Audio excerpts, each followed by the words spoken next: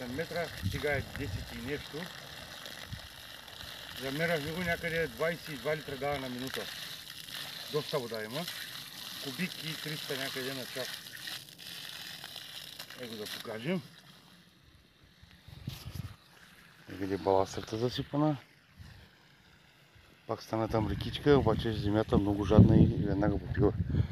Някъде е засипано, готово. Източваме се мръсната вода. Да почне да тече вече бистра. Или просто където излезе. И сме готови за път. Отиваме за следващия. Го почва да се избистря. Сега ще го изчакаме още малко. Да се проточи. И да почне вече да тече чиста вода. Тя сега е още малко мътна, понеже по баластата също има пепел това, да се проми и е готово за използване. Благодаря, ако има някакви въпроси, питайте.